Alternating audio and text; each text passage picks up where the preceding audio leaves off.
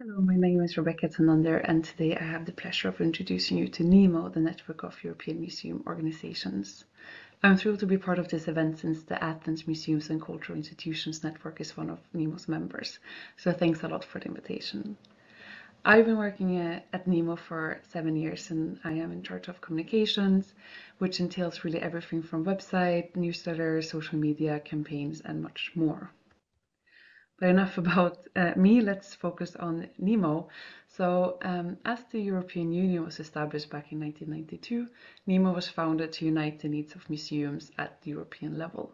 At first, NEMO connected national museum organizations, but today the independent network also consists of other kinds of museum organizations, networks, as well as individual museums, all located in the member states of the Council of Europe. So the network has 156 member organizations in 38 countries. And we have full members who usually are responsible for museums at national level. We have network members, and they can be national, European, or international networks. We have individual museums, as well as museum-related businesses. And each year we accept trial members. And together, NEMO's members speak for thousands of museums across Europe. So we do not accept any individual people as members, only institutions. And actually the call for the 2025 trial membership is open right now, so please visit our website to learn more and apply. The deadline is on the 9th of February, so there's still some time to apply. And as a trial member, the organization gains full access to NEMO's resources and benefits. As for our main activities, NEMO makes sure that museums are an integral part of European life by promoting their work and value to policymakers and by providing museums with relevant skills. To achieve this, our main activities include advocacy work, engaging different kinds of corporations, sharing information and learnings, as well as offering training opportunities. And I'll explain this now a bit further in the next slides. So as part of our advocacy work, we connect with European policymakers, institutions, and stakeholders to inform them about the crucial role of museums and their integral part in society. For instance, we produce statements and cooperate with partners in the European culture field to make sure that the needs of museums and the cultural heritage sector in general are heard. And we're quite proud of our ongoing advocacy initiative, NEMO Political Internships in Museums, to name an example of the advocacy work we do. And with this initiative, we want to provide EU policymakers with a better understanding of museum work by inviting them to try it hands-on. So we want policymakers to fully grasp the imperative value that museums have for society. The last politician to participate in an internship was Sabine Verheyen, who now is the first vice president of the European Parliament. We encourage international cooperation and we often participate in cross-border projects ourselves. And we are in the starting phase of 2 projects right now, ECHOS, the European Cloud for Heritage Open Science, and Tauched. And you can learn more about these 2 projects on our website. And we know that EU funding can be quite difficult to grasp, but we make sure to offer clear and understandable information and updates regarding EU funding and calls to our members. And to encourage more museums and museum organizations to apply for funding, we have also released different kinds of reports on the topics and information, such as a toolkit that help organizations bring an idea to a final project. NEMO acts as an information hub between European museums, and we keep museums up to date with information from the European Union and other institutions through various outputs such as news and newsletters and, of course, publications.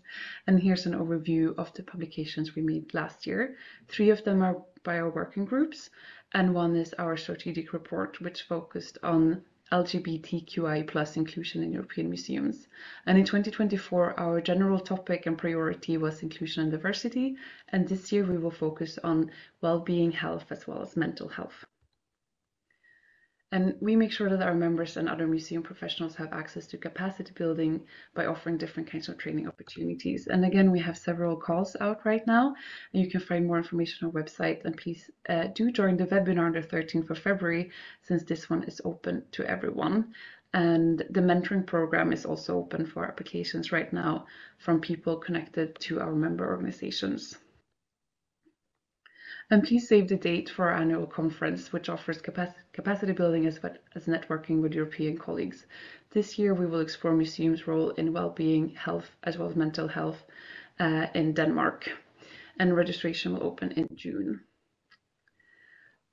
And apart from new skills, trainings, and also conferences present opportunities for networking, and so does participating in cross-border projects. Networking is truly one of NEMO's core principles. And together we are stronger. Therefore, NEMO has teamed up with other museums and cultural heritage organizations, and here are some of our partners. And I will wrap up there. So thanks a lot for listening, and thank you for your interest in NEMO. If you have any questions, please do not hesitate to get in touch. I'm here to answer. Thank you. Hello, everyone, and thank you very much for this opportunity to present the Balkan Museum Network. We are 18 years old, so we have become mature adults, and the network actually has manifold roles within the Balkan region. Our primary role is to preserve cultural heritage, of course, but also to celebrate and to share the complex common heritage of the Balkans.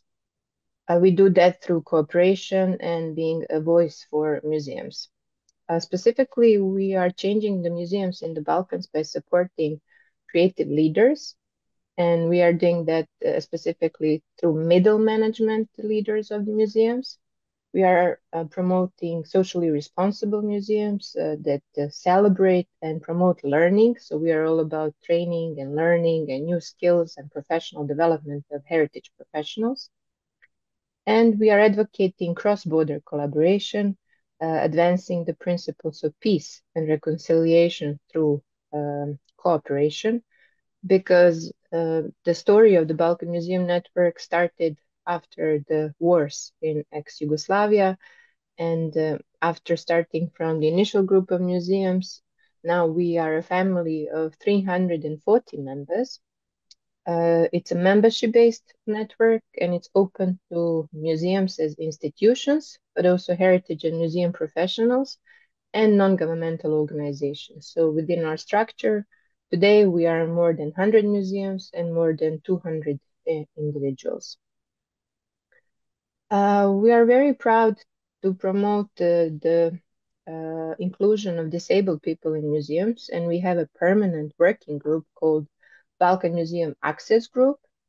Within this group, you can utilize very big expertise of 4 museum experts in this field who are throughout the Balkan region. So you can always reach out to Milena in Serbia, Irena in North Macedonia, Leila in Bosnia and Herzegovina, Željka in Croatia, and they are very happy to advise colleagues from museums how to have a view to spot different kinds of barriers that we have, not just physical barriers, but sensory, economic, behavioral barriers, and how to be more approachable, accessible, and inclusive for all audience members. Since last year, we are also very proud to be managing a fund for a culture heritage organization. It's called Hadley Southeast European Culture Heritage Fund. We had a first call within this fund, and currently 5 heritage projects are being implemented. And end of February, we're expecting to open the call for the second round of applications. So I'm inviting all interested museums, NGOs, all kinds of heritage organizations to check out the website hadleyseefund.org, because there you will have the opportunity to see what are the eligibility criteria and apply to this fund. Also, please check the website of the Balkan Museum Network, because there we have a lot of useful resources, publications, and maps. For example, you can access accessibleBmuseums.net and see what kind of services museums offer, which are accessible for different kinds of audiences, such as guides, ramps, specialized educational activities, who is allowing guide dogs, etc. Until now, we had 8 international museum conferences. The last one last year was in Montenegro. We were focusing on safeguarding cultural heritage in times of crisis. So we had different panels around illicit trafficking, but also conservation challenges in terms of, focus on sustainability of museum practices. And in 2025, this year, we will have the 9th conference in Zagreb, in Croatia, focusing on different museum trends related to exhibition design, digitization, and other topics. We are also members of larger European projects. So currently, Balkan Museum Network is involved in 5 projects. 2 of them are within the Horizon, 2 of them within the Erasmus Europe, and this 5th one is the Headley Southeast European Culture Heritage Fund. If you go to our website, you can find out everything about Shift, Aurora, Critical History Tours, and Inclusion. These are the names of the projects, which are quite complex, multi-year, multi-partner projects, so I will not go into details. So basically, we are serving as a re-granting facility, and just in 2024, Balkan Museum Network funded 10 museum projects. That was the investment of more than 40,000 euros. But also, we are very much interested in supporting museum infrastructure. So within Aurora project, Balkan Museum Network donated equipment for conservation material to National Museum of Bosnia and Herzegovina. Also, we are preparing within the Shift project an exhibition in the Homeland Museum Knjaževac in Serbia. We were producing policy briefs related to European level policy dialogue on illicit trafficking. And there was a lot of training opportunities, much of them being online. So please check the website so you can be involved in some of the future webinars or see the recordings of the past webinars. What is very important for the Balkan Museum Network is to be the member of NEMO. So we are more than 10 years utilizing amazing opportunities offered by NEMO. So members of the Balkan Museum Network have the opportunity to become family members of this larger European community, but also to utilize training, mentoring, and different kinds of working group involvement within the NEMO network. The Balkan Museum Network can support this cross-border collaboration. So please follow the works of the network on our website and social media. And maybe it's always good to give thanks to our financial partners. And one of the most important in the development of network was Stavros Niarchos Foundation from Greece. Thank you very much for your attention.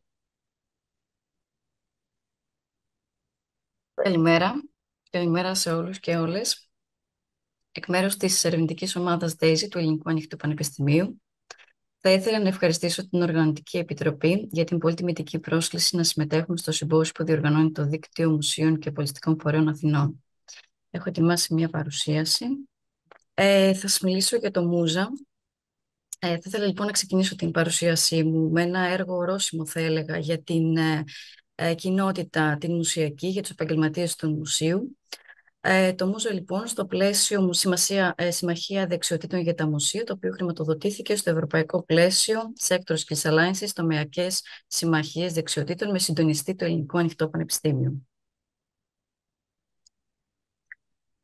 Το μαζικό ανοιχτό διαδικτυακό μάθημα με τίτλο «Βασικές ψηφιακές δεξιότητες για τους επαγγελματίες των μουσείων» αποτέλεσε ένα από τα σημαντικά επιτεύγματα του έργου, σχεδιασμένο ειδικά για να αντιμετωπίσει τις ανάγκες και τις προκλήσεις που αντιμετωπίζει η μουσιακή κοινότητα. Στόχος του ήταν η ενίσχυση των ψηφιακών και μεταβιβάσιμων δεξιοτήτων των επαγγελματιών του μουσείου και του πολιτισμού. Εντυπωσιακό είναι το γεγονός ότι το Μούζα MOOC προσήλκησε περισσότερους από 5.000 επαγγελματίες μουσείων από όλο τον κόσμο.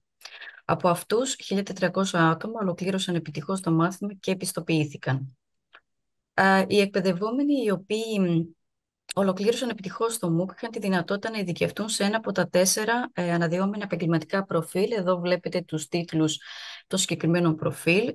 Μιλάμε για τον υπεύθυνο διαχείρισης της ψηφιακής στρατηγικής, τον επιμελητή ψηφιακών ή ψηφιοποιημένων συλλογών, τον υπεύθυνο ανάπτυξης της ψηφιακής διαδραστικής εμπειρίας, καθώς και τον υπεύθυνο διαχείρισης της διαδικτυακής κοινότητας.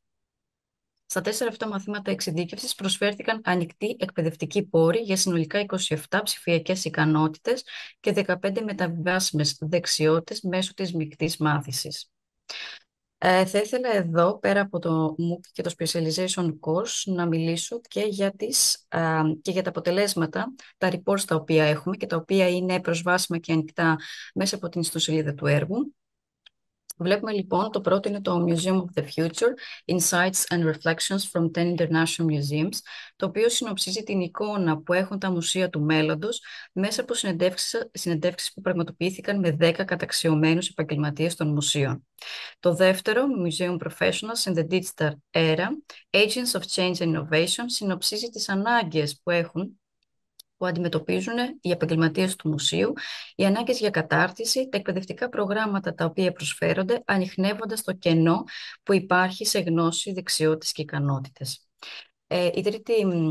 Το τρίτο publication είναι το βιβλίο με τίτλο The Future of Museum Professionals in the Digital Era, The Success Story of Musa, με επιμέλεια δική μου και του κύριου καθηγητή Αχιλλέα Καμέα, που είναι το αποτέλεσμα του διαδικτυακού συνεδρίου που διοργανώθηκε στο τέλος του έργου, στο πλαίσιο του Μούζα, από την κοινοπραξία. Το έργο Μούζα έχει αναγνωριστεί ως ένα πρότυπο καλής πρακτικής, καθώς συμπεριλήφθηκε στον οδηγό χρήστη του DigiComp, είναι το ευρωπαϊκό πλαίσιο προσόντων για τις βασικές ψηφιακές ικανότητες, ως μία από τις 38 εμπνευσμένες πρακτικές υλοποίησης του συγκεκριμένου πλαισίου. Επιπλέον, επιλέχθηκε ως μία από τις 9 βέλτιστες περιπτώσεις που αξιοποιούν το DigiComp για την απασχόληση. Η Ευρωπαϊκή Επιτροπή έχει προτείνει το Μούζα ως καλή πρακτική στο πλαίσιο της πρωτοβουλίας 8, δεξιότητες που σχετίζονται με την πολιτιστική κληρονομιά. Εκτός λοιπόν από το Μούζα, θα ήθελα εδώ να σας αναφέρω και 3 ακόμα ευρωπαϊκά έργα στα οποία συμμετείχε το Ελληνικό Ανοιχτό Πανεπιστήμιο και αφορούν στον τομέα του πολιτισμού και της άειλης πολιτιστικής κληρονομιάς και μέσα από τα οποία δημιουργήθηκε ένα πολύ μεγάλο δίκτυο σε κάθε περίπτωση. Συγκεκριμένα να σας αναφέρω το έργο Heritage, το οποίο υλοποιήθηκε στο πλαίσιο του Erasmus Sector Skills Alliances με συντονιστή τον φορέα Matera Hub από την Ιταλία. Στο έργο αυτό αναπτύχθηκε επίσης ένα μαζικό ανοιχτό διαδικτυακό μάθημα για τους επαγγελματίες και μάλιστα για τους managers της πολιτιστικής κληρονομιάς, εστιάζοντας σε ψηφιακές, κοινωνικές, μεταβιβάσιμες δεξιότητες, συνδέοντας την πολιτιστική κληρονομιά με τον τουρισμό, την τεχνολογία, τις δημιουργικές και πολιτιστικές βιομηχανίες και την επιχειρηματικότητα. Αξιοσημείωτη είναι η πλατφόρμα της κοινότητας. Βλέπετε εδώ το σύνδεσμο για την social platform, την λεγόμενη social platform, είναι η πλατφόρμα της κοινότητας, η οποία είναι ενεργή και αριθμεί πάνω από 1.200 άτομα.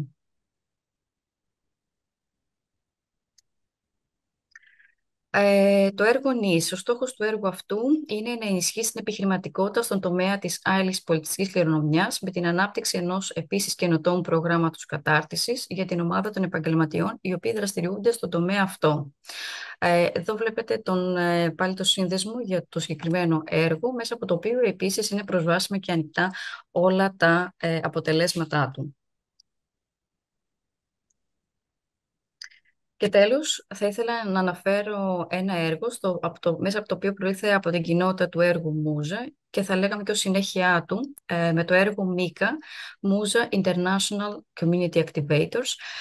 Το έργο αυτό αξιοποιεί τα αποτελέσματα του έργου Μούζα και απευθύνεται ιδιαίτερα στους εκπαιδευόμενους οι οποίοι ακολούθησαν και εξειδικεύτηκαν σε ένα από τα 4 μαθήματα ειδίκευσης που είδαμε πριν.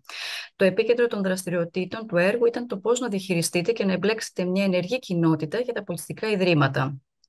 Στο πλαίσιο αυτού, η ελληνική κοινότητα MICA σχεδίασε την εκστρατεία crowdfunding το ποτάμι της Κύρου στο πλαίσιο του Perform Activity Festival με πρωτοβουλία των μελών της και συγκεκριμένα της κυρίας Χαρίκλειας Χάρη και του κύριου Μάνου Οικονομάκη.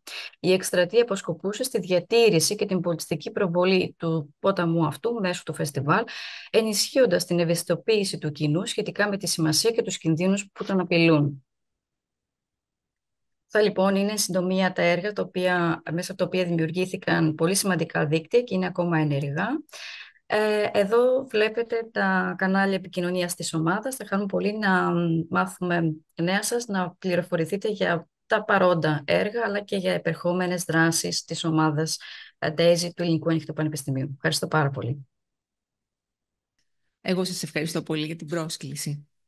Το Διεθνές Συμβούλιο Μουσείων, η ΚΟΜ, ιδρύθηκε τον Νοέμβριο του 1946 ως μη κυβερνητικός οργανισμός από λίγους αρχικά επαγγελματίες μουσείων που μετά τις καταστροφές που είχε υποστεί η παγκόσμια πολιτισμική κληρονομιά κατά τον Δεύτερο Παγκόσμιο Πόλεμο έθεσαν ως στόχο τη θωράκισή της στο μέλλον. Η έδρα του ΙΚΟΜ βρίσκεται στο Παρίσι, στο κτίριο της UNESCO, η οποία το υποστηρίζει. Κύριο μέλημα του ΙΚΟΜ είναι η επισήμανση και η αντιμετώπιση των προβλημάτων των μουσείων και των εργαζομένων σε αυτά, καθώς και η ανάπτυξη του κλάδου της μουσιολογίας. Για τον σκοπό αυτό έχουν συσταθεί 30 διεθνείς επιτροπές με ειδικό αντικείμενο, όπως για παράδειγμα αρχιτεκτονική μουσείων, συντήρηση, περιφερειακά μουσεία, εκπαίδευση και άλλα. Το 1977 το ΙΚΟΜ καθιέρωσε τη 18η Μαΐου ως Διεθνή ημέρα μουσείων με χαρακτήρα μεγάλης γιορτής, στην οποία μουσεία από όλο τον κόσμο συμμετέχουν με διοργάνωση ποικίλων εκδηλώσεων ανοιχτών στο κοινό, προβάλλοντας έτσι τον κοινωνικό τους ρόλο. Ιδιαίτερη έμφαση δίνει το ΙΚΟΜ στον αγώνα κατά της παράνομης διακίνησης των πολιτισμικών αγαθών και εκδίδει ειδικά τεύχη για τις ανά τον κόσμο συλλήσεις αρχαιοτήτων και έργων τέχνης. Ιδιαίτερα το απασχολούν επίσης οι καταστροφές των πολιτισμικών αγαθών σε τόπους πολεμικών σειράξεων. Για τον λόγο αυτό συνέβαλε το 1996 μαζί με άλλους 3 μη κυβερνητικούς οργανισμούς στη δημιουργία του Διεθνούς Δικτύου της Μπλε Ασπίδας, ICBS, που μεριμνά για την προστασία της παγκόσμιας πολιτισμικής κληρονομιάς από πολεμικές επιχειρήσεις ή φυσικές καταστροφές. Οι φορείς αυτοί είναι το Διεθνές Συμβούλιο Αρχείων, ΙΚΑ, το Διεθνές Συμβούλιο Μνημείων και Τοποθεσιών, ΙΚΟΜΟΣ, και η Διεθνής Ομοσπονδία Βιβλιοθηκών, ΙΦΛΑ. Η Διεθνής Επιτροπή της Μπλε Ασπίδας συνενώνει και αξιοποιεί τις γνώσεις και τις εμπειρίες των ιδρυτικών φορέων της, καθώς και τη διεθνή τους δίκτυα στα θέματα για τα οποία μεριμνά, ενώ καλύπτει με τις δραστηριότητές της μουσεία και ιστορικούς τόπους, μνημεία, αρχεία και βιβλιοθήκες. Σήμερα το ΙΚΟΜ αριθμεί 22.000 περίπου μέλη σε όλο τον κόσμο και δραστηριοποιείται σε 145 χώρες. Μία από τις χώρες αυτές είναι η Ελλάδα, όπου τον Ιούλιο του 1983 ιδρύθηκε το ελληνικό τμήμα του ΙΚΟΜ με τη νομική μορφή του Επιστημονικού Πολιτιστικού Σωματείου που εποπτεύεται από Διοικητικό Συμβούλιο. Ο κύριος σκοπός του ελληνικού τμήματος, εναρμονισμένος με εκείνον του Διεθνού Συμβουλίου Μουσείων, είναι η έρευνα, η τεκμηρίωση, η συντήρηση και η ανάδειξη της υλικής και της άειλης πολιτιστικής κληρονομιάς. Επίσης, ο καθορισμός κανόνων επαγγελματικής δεοντολογίας για τη λειτουργία των μουσείων, η διατύπωση και προώθηση σχετικών συστάσεων, η ανάπτυξη και ενδυνάμωση των εργαζομένων στα μουσεία. Στο πλαίσιο αυτό, το ελληνικό τμήμα διοργανώνει διεθνή συνέδρια, επιστημονικές συναντήσεις, σεμινάρια επιμόρφωσης, διαλέξεις, εκθέσεις, ξεναγήσεις σε μόνιμες και περιοδικές εκθέσεις ελληνικών μουσείων και πολλές άλλες εκδηλώσεις. Έχει επίσης πλούσιο εκδοτικό έργο, το οποίο περιλαμβάνει μεταφράσεις βασικών εγχειριδίων, πρακτικά συνεδρίων, καταλόγους εκθέσεων, αφιερωματικούς τόμους και ένα ετήσιο ενημερωτικό δελτίο. Στο κτίριό του, στην οδό Αγίων Ασωμάτων 15, λειτουργεί βιβλιοθήκη ειδικευμένη σε μουσιολογικές εκδόσεις και ανοιχτή στο κοινό. Το ελληνικό τμήμα περιλαμβάνει στο δίκτυό του 82 μουσεία και άλλους πολιτιστικούς φορείς και περί τα 500 άτομα μέλη. Έχει επίσης συγκροτήσει 4 ιδιαίτερα δραστήριες ομάδες εργασίας με αντικείμενο τη συντήρηση αρχαιοτήτων και έργων τέχνης, τις εκπαιδευτικές δράσεις στα μουσεία, την τεκμηρίωση των εθνογραφικών αντικειμένων και τα ελληνικά πανεπιστημιακά μουσεία και τις συλλογές. Οι δράσεις που προκύπτουν μέσα από συνεργασίες μελών του δικτύου του, αλλά και συνεργασίες με άλλους φορείς, όπως για παράδειγμα πανεπιστήμια, εφορίες αρχαιοτήτων και άλλες. Η πλέον γνωστή δράση του ελληνικού τμήματος είναι ο συντονισμός, σε συνεργασία με το Υπουργείο Πολιτισμού, των εορτασμών της Διεθνούς ημέρας Μουσείων, τη 18η Μαΐου, για την οποία εκδίδει τεύχους, όπου αναφέρονται όλες οι σχετικές δράσεις. Επίσης, στο πλαίσιο αυτού του θεσμού, τιμά κάθε χρόνο ένα ελληνικό μουσείο για την προσφορά του, διοργανώνοντας σε αυτό την κεντρική εκδήλωση του εορτασμού. Όλες οι πληροφορίες και οι δράσεις του ΙΚΟΜ περιλαμβάνονται του ελληνικού τμήματος, αλλά και του Διεθνούς Συμβουλίου Μουσείων, αναφέρονται στις επίσημες ιστοσελίδες τους. Ευχαριστώ πολύ.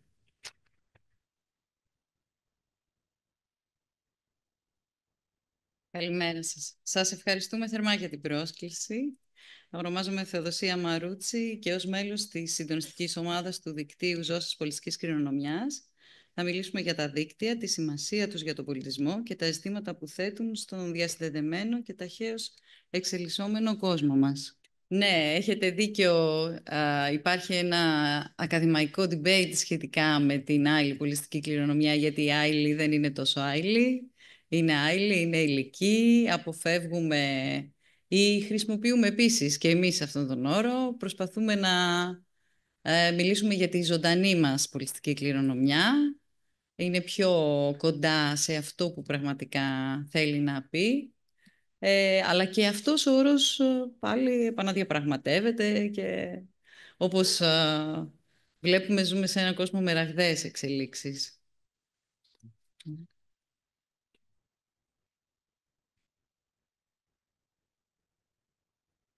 Πολύ ωραία.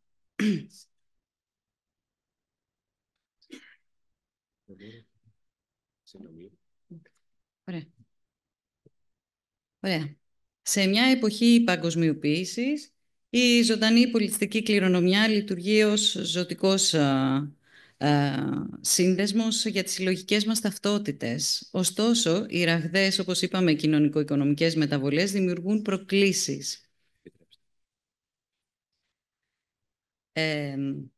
Παρότι οι προκλήσεις αυτές εγκυμονούν κινδύνους, προσφέρουν ταυτόχρονα ευκαιρίες για αναστοχασμό, βιώσιμες παρεμβάσεις και τη δημιουργία νέων δυναμικών συνεργασιών. Η σύντομη αυτή εισήγηση θα επιχειρήσει να αναδείξει το ρόλο των δικτύων στον ευρύτερο χώρο του λαϊκού πολιτισμού και της παράδοσης ως δυναμικού πόρου σε διαδικασίες προστασίας στο σήμερα και πηγής γνώσης για το μέλλον. Θα διερευνήσουμε τη δυναμική των δικτύων ως εργαλεία μέσα των οποίων κοινότητες, φορείς, ερευνητές, ακαδημαϊκοί και κέντρα λήψεων αποφάσεων, καθώς και οι παγκόσμιοι θεσμοί, θα συνδιαλέγονται, θα μοιράζονται, θα συνεργάζονται και θα χαράσουν πολιτικές με σκοπό να ενισχύσουν την προστασία του πολιτισμού. Θα εξετάσουμε συνοπτικά μια σειρά μικρών ή και μεγαλύτερων προβληματισμών, αν και πώς μπορούμε να αξιοποιήσουμε καλύτερα την επιστημονική γνώση προκειμένου να παραμείνουν επίκαιρες οι παραδοσιακές πρακτικές και αξίες. Ποιο ρόλο παίζουν ή μπορούν να διεκδικήσουν οι κοινότητες στην προστασία και ανάδειξη των μοναδικών τους παραδόσεων και πώς μπορούν οι προσπάθειες διαφύλαξης να ευθυγραμμιστούν με ευρύτερους στόχους βιώσιμης ανάπτυξης. Καταρχήν όμως, ας εξετάσουμε το ερώτημα. Δεν αλλάζει, με συγχωρείτε.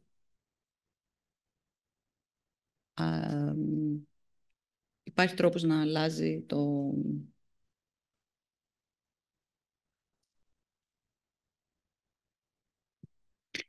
Συμβαίνουν αυτά. Έτσι είναι οι ζωντανές παρουσιάσεις.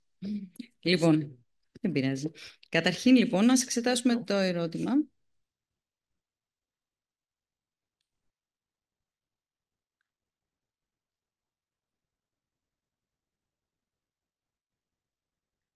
Σε ένα σύστημα που αποτελείται από αλληλεπιδρόντα στοιχεία, τα δίκτυα αποτελούν ένα ενδογενές χαρακτηριστικό. Εποφελούμενοι από τις μεθόδους και τα συμπεράσματα της θεωρίας των δικτύων, το υποδιαμόρφωση δίκτυο ζώσας, άειλης, πολιτιστικής κληρονομιάς, επιχειρεί να κατανοήσει τη σχέση μεταξύ των μονάδων κόμβων και των συνδέσεών τους, ώστε να διευκολύνει τις ροές, στην περίπτωσή μας την επικοινωνία. και συνεπώς την αλληλεπίδραση μεταξύ των μελών, αλλά επίσης να διερευνήσει και την αναγκαιότητα και να προσδιορίσει τη μορφή και τους στόχους ενός τέτοιου δικτύου. Το δίκτυο Ζώσας Πολιτιστικής Κληρονομιάς δημιουργήθηκε για να επιχειρήσει να απαντήσει στα ερωτήματα, απαντώντας ωστόσο αρχικά σε μια αναγκαιότητα επικοινωνίας φορέων που έχουν στο επίκεντρο των δράσεών τους την άειλη πολιτιστική κληρονομιά, με σκοπό να αποτελέσει ένα εργαλείο συμμετοχικής διαχείρισης, μια πλατφόρμα ανταλλαγής ιδεών και ένα αποθετήριο φορέων, δράσεων και έργων.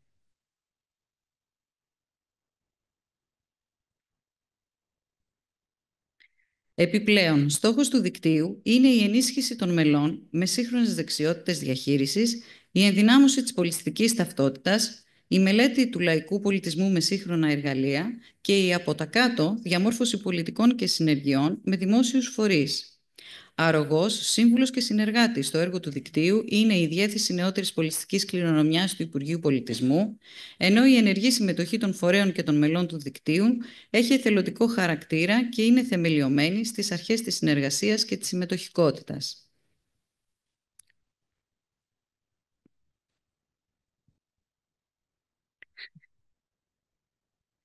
Είναι το ποντίκι του αλλάζει τη θέση.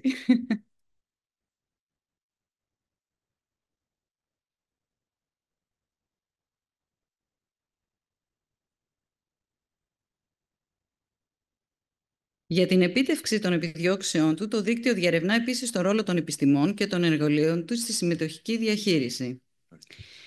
Οι κοινωνικές και ανθρωπολογικές επιστήμες συνδέονται στενά με την κατανόηση και την προώθηση των πολιτισμικών, κοινωνικών και ιστορικών στοιχείων των κοινωνιών.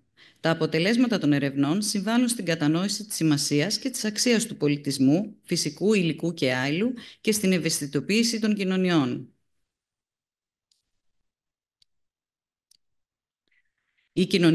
Τα τεχνικά επιτεύγματα καταγραφής, ανάλυσης και τεκμηρίωσης από τους δρόντες στο πεδίο της ζωντανής πολιτιστικής κληρονομιάς μπορούν να συμβάλλουν στη διατήρηση και μεταβίβαση γνώσης, στην ενίσχυση της ορατότητας και αναγνώρισης, την εκπαίδευση και ευαισθητοποίηση, τη δυνατότητα υποστήριξης της επιστημονικής έρευνας, ενώ προάγει αναπτυξιακές ευκαιρίες και βιωσιμότητα. Η χρήση τέτοιων εφαρμογών απαιτεί ωστόσο προσεκτικό σχεδιασμό, ώστε να διασφαλιστεί η συμμετοχή και η συνένεση των κοινοτήτων, καθώς και η προστασία της αυθεντικότητας και της ηθικής διάστασης της πολιτιστικής κληρονομιάς. Οι φορείς, ωστόσο, ακολουθώντας μια διαφοροποιημένη από τις επιστήμες πορεία, αν και έχουν ήδη αναγνωρίσει τη σημασία της συλλογικής ταυτότητας, αντιμέτωποι με σύγχρονες προκλήσεις, ανακαλύπτουν την ανεπάρκεια των παραδοσιακών μεθόδων να εμπνεύσουν τις επόμενες γενιές. Επίσης, ορισμένοι φορείς που έχουν ήδη υιοθετήσει πιο σύγχρονες προσεγγίσεις και εφαρμόζουν στην πράξη στρατηγικές και πρακτικές διαχείρισης και δημόσιας ανθρωπολογίας, συχνά συναντούν προκλήσεις που αποκαλύπτουν το κενό μιας τεκμηριωμένης επιστημονικά προσέγγισης. Μιλάμε όμως στην πραγματικότητα για διαφορετικούς δρόμους, αν και δεν είναι ευδιάκριτη η διασύνδεση των επιστημών με ένα δίκτυο για τη ζωντανή πολιτιστική κληρονομιά.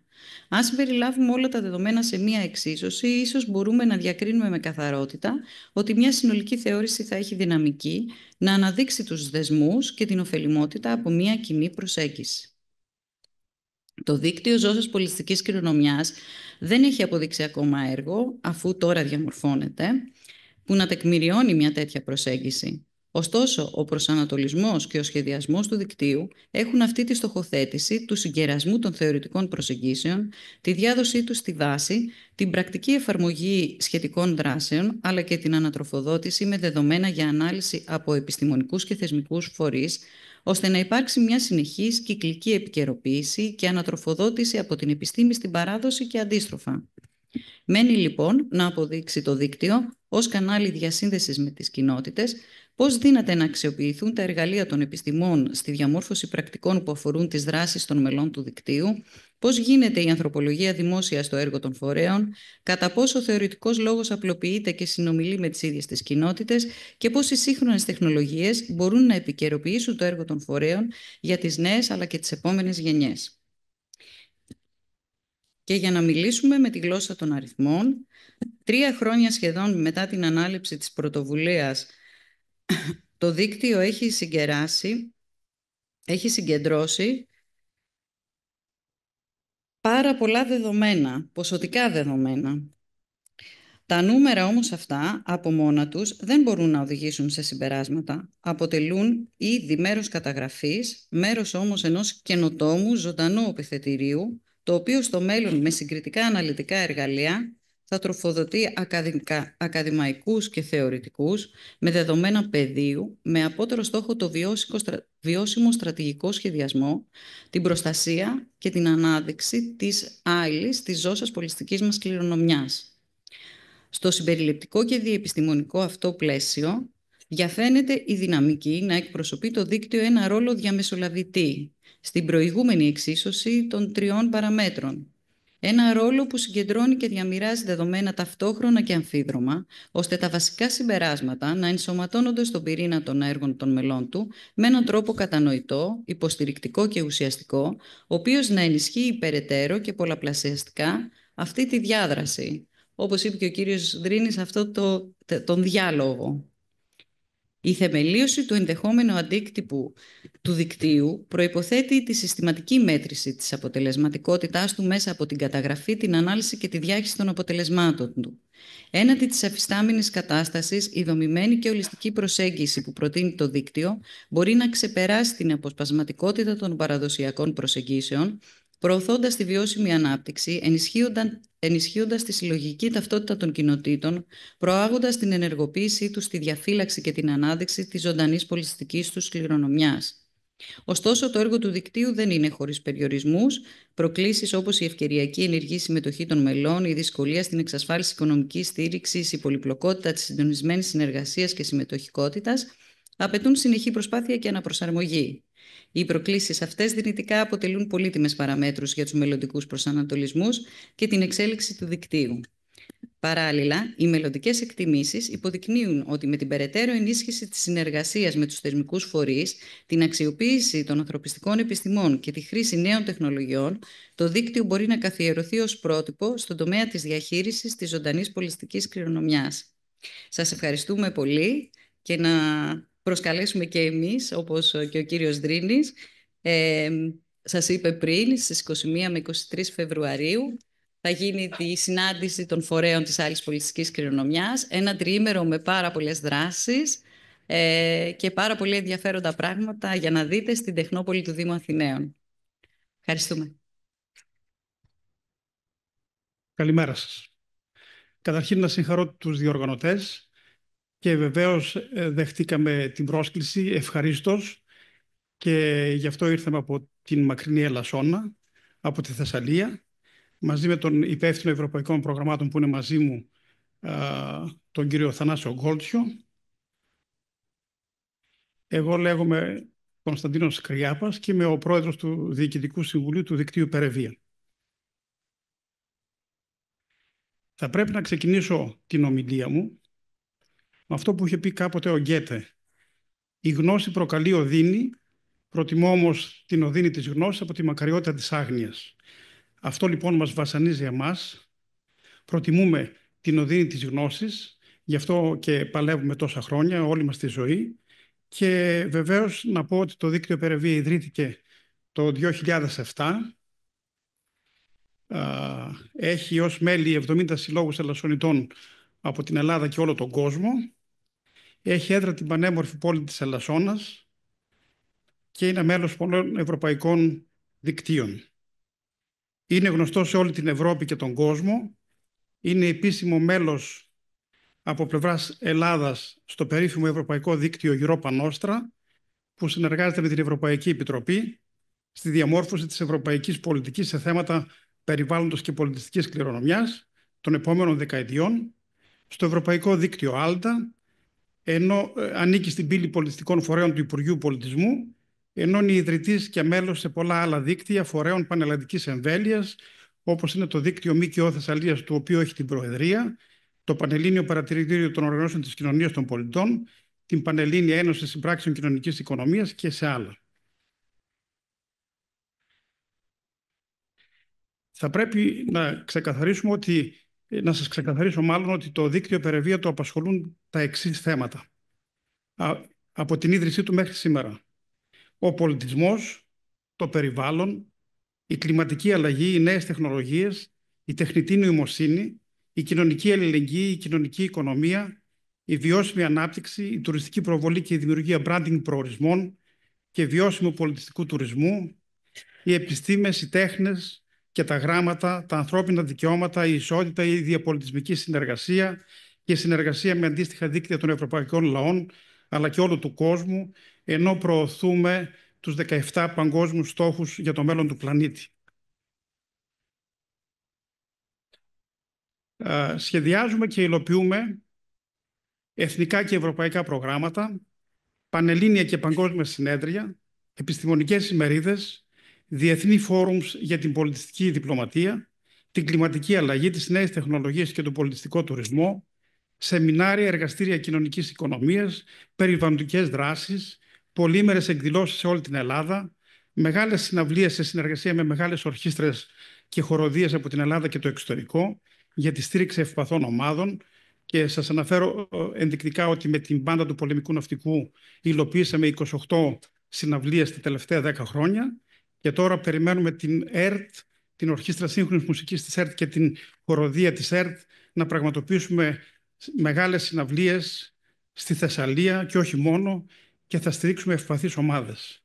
Ενώ προετοιμάζουμε και παρουσιάζουμε τηλεοπτικές εκπομπές, ντοκιμαντέρ, συμμετέχουμε ενεργά στην κοινωνική διαβούλευση σε επίπεδο δήμων και περιφέρειας, συνεργαζόμαστε με άλλα δίκτυα και πανεπιστήμια, φορείς και ανθρώπους των γραμμάτων και των τεχνών σε όλο τον κόσμο.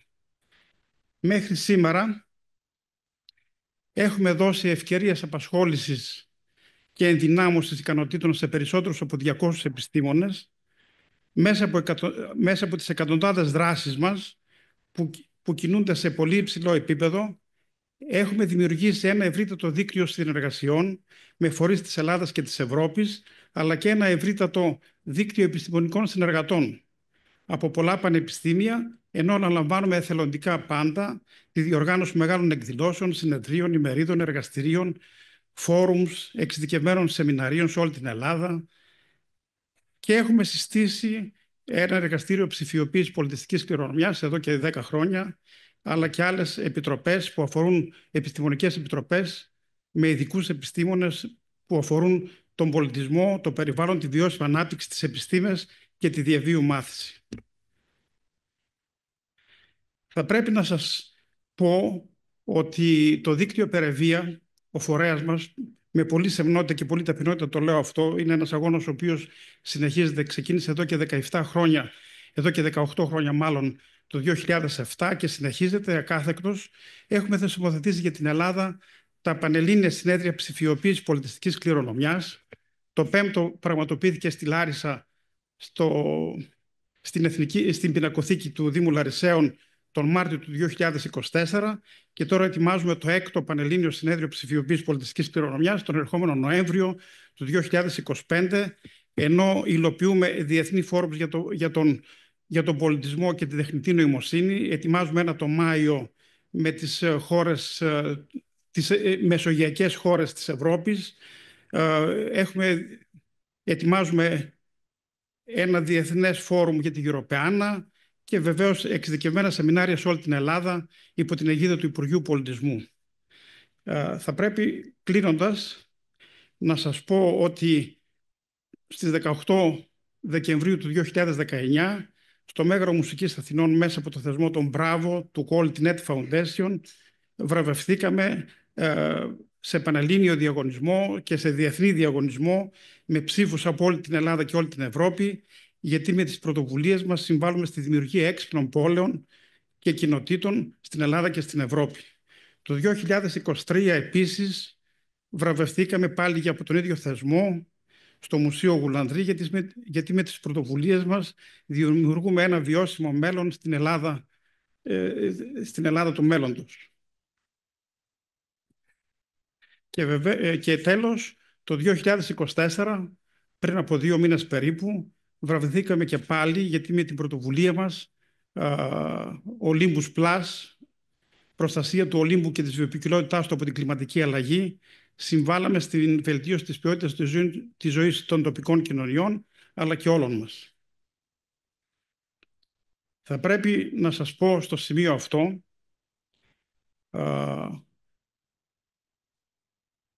ότι ο Γκάντι, το έχω στο γραφείο μου αυτό που θα σας διαβάσω τώρα, και πάντα με συνοδεύει και ελπίζω να γίνει και κτήμα δικό σας.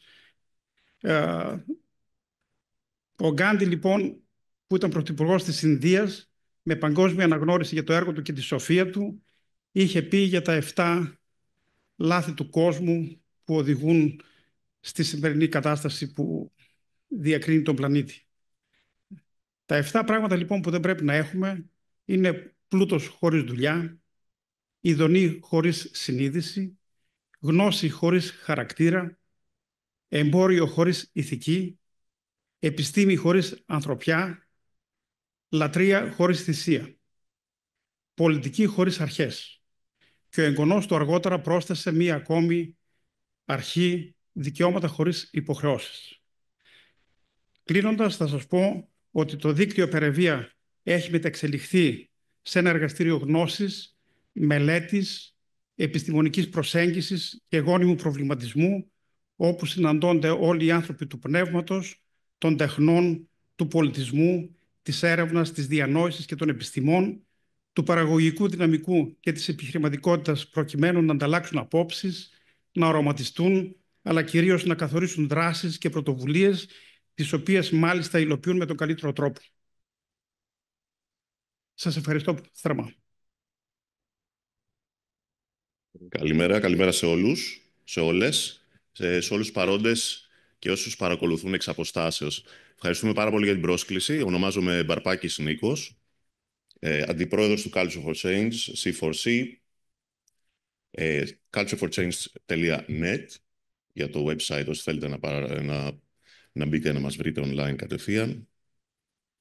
Στη σύντομη παρουσίαση που έχουμε, αξιοποιώντας την πρόσκληση, με την ευκαιρία να ευχαριστήσουμε για τη φιλοξενία και την τράπεζα και όλους τους συνεργαζόμενους. Ευχαριστούμε πάρα πολύ και είναι η πρωτοβουλία πολύ αξιόλογη. Όλες οι παρουσιάσεις ήταν πολύ πλούσιες και πάρα πολύ ουσιαστικές. Μας δίνει έμπνευση.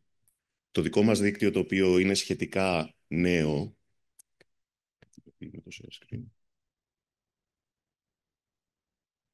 ωραία, αποτελεί μία από τις πρώτες, αν όχι την πρώτη προσπάθεια δικτύωσης.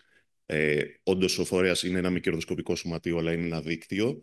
Νομίζουμε ότι είμαστε ένα από τα πιο δυνατά και πιο δυναμικά δίκτυα με πάνω από 100 άτομα μέλη, που πλέον έχουν περάσει στην 3η διαχειριστική θητεία. Σύντομα θα έχουμε και τη συνέλευσή μας. Είστε προσκεκλημένοι να συμμετάσχετε, όλοι μπορούν να γίνουν μέλη. Αποτελούμαστε από διαφορετικές καταγωγές από όλη την Ελλάδα και φυσικά εκπροσωπούμε τον τομέα του πολιτισμού σε όλο το εύρος, αντιλαμβανόμενοι όλο το εύρος του πολιτισμού και τις προεκτάσεις. Εστιάζουμε στην κοινωνική αλλαγή. Είμαστε κοινωνικοί διαχειριστές, cultural managers, άνθρωποι οι οποίοι πραγματευόμαστε και υπηρετούμε τις βασικές αρχές του πολιτισμού και όλες τις τέχνες, αλλά ταυτόχρονα έχουμε και το νου μας, συνεργαζόμαστε με δημοσιογράφους, καινοτόμους επιστήμονες, πολιτικούς επιστήμονες και δημοσιογράφους. Θέλουμε να επεκτείνουμε την κουβέντα για την κοινωνική αλλαγή και την καινοτομία. Οι αρχές που διέπουν όλα αυτά τα μέλη, τα οποία έχουν περάσει και μια διαργασία γνωριμίας, οι περισσότεροι είναι γνωστοί ή έρχονται μέσα από μια, ας πούμε, οργανική προσέγγιση, έχουν αυτή την διατομεακότητα, είναι είτε επαγγελματίες αμιγώς του πολιτισμού, είτε έχουν σχέση και έχουν επαγγελματική ιδιότητα, οπότε δηλαδή μπορούν να συνεργάζονται με φορείς σε όλο το εύρος και σε όλες τις βαθμίδες. Από την τοπική αυτοδιοίκηση, το Υπουργείο, τα Υπουργεία, άτυπες συλλογικότητες. Έχουμε πολλές συνεργασίες με foundations και με διεθνείς προεκτάσεις, εννοείται, ευρωπαϊκά προγράμματα. Όπως καταλαβαίνετε, σε ένα σύνολο από 100 πολιτιστικούς διαχειριστές και μάλιστα νέους, δυναμικούς, υπάρχουν και πάρα πολλές ιδιότητες και όλο αυτό έχει και πολύ δυναμική και πολλές προεκτάσεις. Αυτό που μας ενδιαφέρει φυσικά είναι να έχουμε διαφάνεια, πολύ σαφείς τρόπους λειτουργίας, η ισότητα, η διαφάνεια, οι ίσες ευκαιρίες, η έλλειψη ανταγωνισμού, η πολιτισμένη και για την ουσία του πράγματος συνεργασία είναι προτεραιότητα. Το περιβαλλοντικό αποτύπωμα επίσης μας απασχολεί. Ζούμε σε μια εποχή που ο πολιτισμός είναι το όπλο μας για να κάνουμε την αλλαγή σε κοινωνικά θέματα και νομίζω ότι με όλα αυτά τα πράγματα που απασχολούν τον καθέναν σε προσωπικό επίπεδο αλλά και επαγγελματικά τα φέρνουμε μπροστά στην ατζέντα. Τι προσφέρουμε ως Culture for Change? Η συνεργασία μας με όλα τα μέλη είναι διαχρονική αλλά και ασύγχρονη. Έχει πολλές διεργασίες, δεν χρειάζεται να μπούμε σε αυτό, ενώ θα μπορούσαμε να πούμε το πολύ απλό ότι όταν συσταθήκαμε σε περίοδο απομόνωσης, είχαμε δυσκολίες στο να κάνουμε τις συνελεύσεις. Κάναμε τις πρώτες συνελεύσεις, ήταν η φωτογραφία που είδατε νωρίτερα σε χώρο εδώ στην Αθήνα, που ήταν πολιτιστικό κέντρο ενός από τα μέλη μας.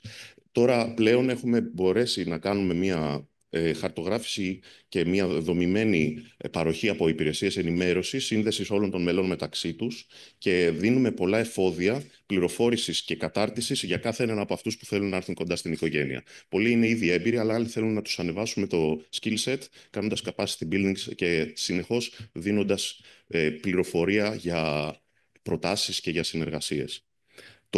Το best practice που λέμε είναι διαχρονικό και μπορεί και βελτιώνει και εμάς και προσπαθούμε να ανταλλάζουμε όλη την ώρα και expertise, να βελτιώνουμε τις δυνατότητές μας.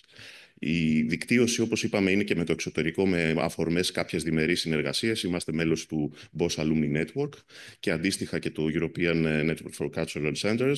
Έχουμε και άλλες υπόψη συνεργασίες, όπως με το Anna Lynn Foundation και κάθε ένα από τα μέλη, ας πούμε η διαχειριστική ομάδα που αυτή τη στιγμή επιτελεί το έργο της και θα λήξει σύντομα η θητεία, έχει και πάρα πολλές άλλες συνεργίες κατά νου. Αυτό θα το πάρει και η επόμενη φουρνιά και θέλουμε ακριβώς να είναι μια συνεχής συνεργατική προσέγγιση σε αυτά τα πράγματα. Η δυναμική υπάρχει όμως. Τον πολιτισμό και την καινοτομία την αντιλαμβανόμαστε έτσι όπως έχει να κάνει και με το χωρικό της Ελλάδας. Σε όλο το εύρος της Ελλάδας έχουμε μέλη που είναι από όλες τις περιοχές και θέλουμε να είναι μοιρασμένο. Είναι μοιρασμένο σε φύλο, σε κοινωνικές κατατάξεις, σε γεωγραφικά σημεία στο χάρτη. Θέλουμε ούτως ή άλλως αυτό το αποτύπωμα να είναι και όσο πιο δυνατό γίνεται, γιατί ο πολιτισμός δεν μένει σε μια περιοχή και τα αποτελέσματά του είναι για όλους. Η αρχική σύσταση της ομάδας, να πω σε αυτό το σημείο, ότι ήταν μάλλον ένα παιδί τριβής και γνωριμίας με όρους εμπιστοσύνης από ένα πρόγραμμα που είχε γίνει παλιότερα και σε αυτό όμως έχουμε ανοίξει και έχουμε δεχτεί και καινούρια μέλη, τα οποία πλέον μπορούν και κάνουν συνεισφορά στο πώς μπορούμε από εδώ και πέρα να λειτουργήσουμε. Δεν υπάρχει περιορισμός και το Culture for Change είναι ακριβώς μια αφορμή για να αλλάζουμε και εμείς οι ίδιοι. Το change που θα είναι το challenge της εποχής μας, η αλλαγή, η δομημένη, απρόβλεπτη μέσα στα ρευστά συστήματα και με όλες τις προσλαμβάνουσες παραστάσεις που έχουμε όλοι, είναι μια πρόκληση που την αφογκραζόμαστε και την δεχόμαστε πλήρως. Σε αυτή τη φάση θα πούμε ότι οι πυλώνες παρέμβασης ή τέλος πάντων αυτή η θεματική κατάτμιση έχει να κάνει με την εκπαίδευση, τη συμμετοχή στα κοινά, τη συμπερίληψη, την προσβασιμότητα φυσικά, την ευεξία που θα δούμε πολύ περισσότερο και στο μέλλον. Νομίζω ότι το wellness σε ολιστικούς όρους θα είναι κάτι το οποίο θα πρέπει να πραγματευτούμε για να έχουμε και μια επικαιροποίηση του τρόπου λειτουργίας μας για προγραμματικές και όχι μόνο σύντομα και ίσες ευκαιρίες για ανάπτυξη. Οι ίσες ευκαιρίες είναι ένα θέμα που εμείς το ξέρουμε, το έχουμε δει και μεταξύ μας. Ποτέ δεν ήταν ανταγωνιστικό προς τα μέλη το δίκτυο καθεαυτό και προσπαθούμε να δίνουμε περισσότερο κίνητρο για να έρθουν κοντά και να συμμετέχουν ή να βελτιώνονται οι πιο, ας πούμε, νέοι στον πολιτισμό. Μέσα από τις και καταστατικά αποτυπωμένες, αλλά και πραγματικές μας διαθέσεις, η ενέργειά μας έχει να κάνει με σχεδιασμό συγκεκριμένων προγραμματικών και μέσα από τις κοινότητες, νομίζω ότι ξεκινάει από τα κάτω. Αυτό είναι η προσωπική μου εντύπωση και δεν ξέρω, θα συμφωνήσετε κάποιοι. Έχει να κάνει και με το grassroots, δηλαδή πόσο οι ιδέες, αυτά τα πράγματα που εμείς θέλουμε να συμβούν, ξεκινάνε από μια παρέα ή μια αποτύπωση σε μια κοινότητα. Είμαι ο ίδιος από την επαρχία, ξέρω ότι οι επαρχίες και οι μικρές παρέες θα αλλάζουν και αλλάζαν πάντα τα πράγματα και θέλει τώρα να ξαναγυρίσουμε σε αυτά. Υπάρχουν όλη την ώρα capacity building πρωτοβουλίες, όπως είπαμε, και θέλουμε να κάνουμε επαγγελματική δικτύωση, γιατί ο πολιτισμός είναι επάγγελμα. Και είναι για μας όχι μια επισφαλής απασχόληση, αλλά μια πραγματική επαγγελματική κατεύθυνση που έχουμε επιλέξει, είτε ως εμπειροτέχνες, είτε ως καταρτισμένοι με υψηλό επίπεδο μόρφωσης και πτυχία. Το επιστημονικό και διεπιστημονικό έχουμε κάνει και συνέδρια, θα γίνουν και περισσότερες παρεμβάσεις. Η τελευταία και πολύ σημαντική μας ιδιότητα έχει να κάνει με τη συνομιλία με το νομοθετικό και με το advocacy, δηλαδή τη συμβουλευτική σε υψηλό επίπεδο για να διαμορφωθούν πλαίσια δράσης. Όσο μπορούμε, πραγματευόμαστε, ακουμπάμε και αυτό. Δεν ξέρω αν αυτό τώρα θα είναι εύκολο να το διαβάσετε κάποιο, γιατί σε ποιο επίπεδο μπορείτε να ταυτιστείτε ή όχι. Οι επιταχυντές, γιατί είναι όντως επιταχυντές τα δίκτυα, πολλαπλασιάζουν τις δυνατότητες του κάθε ενός από τα μέρη και μάλιστα προσθέτουν και μη προγραμματισμένες, ας πούμε, μη προβλέψιμες προοπτικές.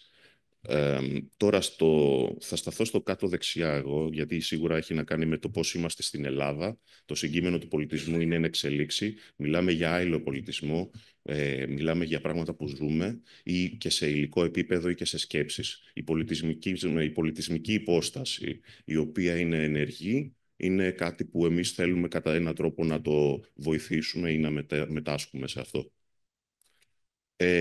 Φυσικά, όσο αφορά στο δικό μας πλαίσιο συμμετοχής, θα θέλαμε πάρα πολύ να διευρυθούμε.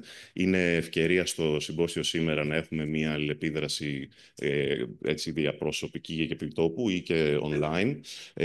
Δεν ξέρω αν υπάρχουν και στην υποδοχή τα στοιχεία μας, αλλιώς μπορείτε να με βρείτε και εμένα, θα ήθελα να είμαστε κοντά. Είμαστε 3 μέλη ακόμα από το δίκτυο παρόντες. Έχουμε μια πολύ ωραία παρουσία εδώ και θα ήθελα επίσης να ευχαριστήσω για άλλη μια φορά τη διοργάνωση. Είμαστε στο επίπεδο που μπορούμε πλέον να κάνουμε αυτές τις όμορφες διεργασίες και να είμαστε κοντά για αντίστοιχα events. Το cultureforchange.net είναι online και έχει και κατά τόπους μέλη. Reach out και ελπίζω να τα πούμε σύντομα. Ευχαριστούμε πάρα πολύ.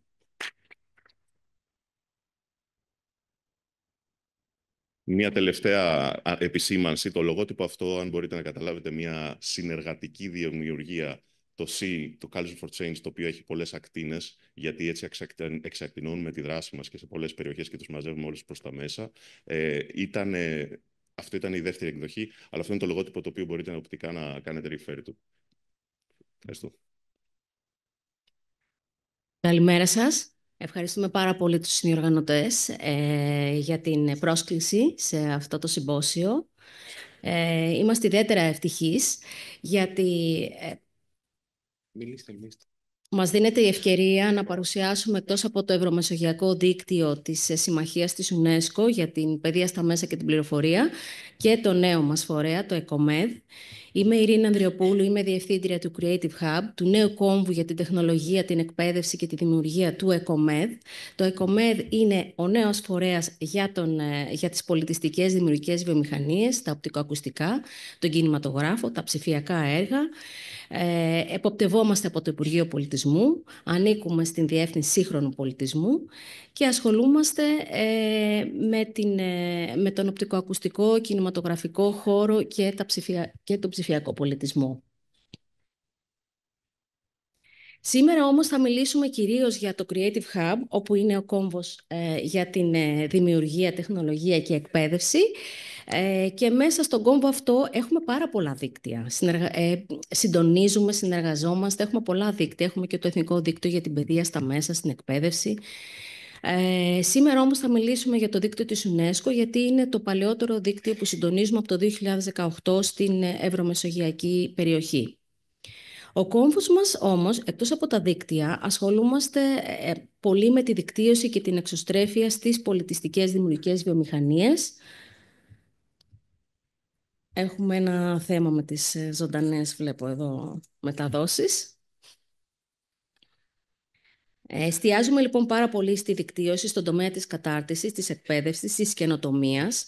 Εστιάζουμε στην έρευνα και την ανάπτυξη, συμμετέχοντας σε ευρωπαϊκά και εθνικά χρηματοδοτικά έργα στους συναφείς τομείς. Εστιάζουμε πάρα πολύ και στην διαφύλαξη, στην προστασία, στην προώθηση της εθνικής πολιτιστικής κληρονομιάς όσον αφορά τον κινηματογράφο και τα οπτικοακουστικά. Είμαι εδώ σήμερα μαζί με την προϊσταμένη του τμήματος του αποθετηρίου του ECOMED, ΕΚΟΜΕΔ και θα θέλαμε περισσότερες συνέργειες στον τομέα αυτό. Αναπτύσσουμε και εθνικές στρατηγικές σχετικά με την οπτικοακουστική παιδεία στην εκπαίδευση και στον παρόντα χρόνο επεξεργαζόμαστε την εθνική στρατηγική για την παιδεία στα μέσα, αυτό που διεθνώς συναντάμε ως media literacy στην εκπαίδευση και την πολιτιστική δημιουργία στην εκπαίδευση, και αναπτύσσουμε και άλλες εθνικές στρατηγικές όπως η πρόσφατη παρουσίαση της εθνικής στρατηγικής για το ψηφιακό παιχνίδι που έγινε με μεγάλη επιτυχία το περασμένο Σάββατο. Αυτά είναι τα 3 τμήματα του Creative Hub, του κόμβου μας. Είναι το τμήμα της οπτικοακουστικής εκπαίδευσης και κοινωνικών δράσεων. Εκεί έχουμε πολλά από τα δίκτυά μας. Το τμήμα οπτικοακουστικής κληρονομιάς και το τμήμα καινοτομίας και ανάπτυξης, όπου προσπαθούμε να συμπορευτούμε με τις διεθνείς τάσεις και τις ευρωπαϊκές προκλήσεις. Είμαστε ιδιαίτερα περήφανοι γιατί επεξεργαζόμαστε και το παρατηρητήριο του δημιουργικού τομέα, όπου εκεί θέλουμε να συγκεντρώσουμε όλες τις πληροφορίες για τον οπτικοακουστικό πολιτιστικό χώρο στον τομέα του επιχειρήν. Και βέβαια μπορείτε να βρείτε μέσα από την ιστοσελίδα μας πολλές πηγές που έχουμε για εκπαιδευτικούς, για τα σχολεία, για τους μαθητές. Όμως να εστιάσω τώρα στο δίκτυο της UNESCO. Όπως είπα, είναι το παλαιότερο δίκτυο που συντονίζουμε από τα δίκτυά μας από το 2018. Η UNESCO Media and Information Literacy Alliance είναι η εκπαιδευτική συμμαχία της UNESCO για τις δεξιότητες παιδείας στα μέσα και την πληροφορία.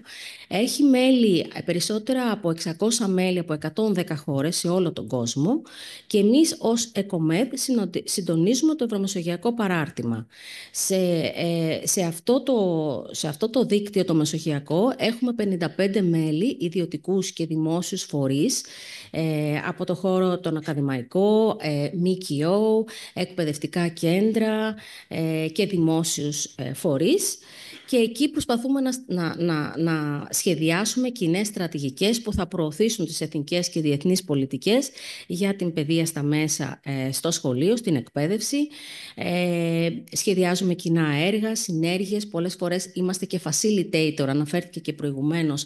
Είμαστε facilitator μεταξύ των μελών, ώστε αναπτύσσονται και επιμέρους συνέργειες. Για παράδειγμα, ένα μέλος μας από τη Γαλλία συνεργάστηκε με τα Χανιά και με τα Χανιά Φεστιβάλ και με το ΕΚΟΜΕΔ και φτιάξαμε την ελληνική έκδοση του Τακόραμα Kids Film Festival.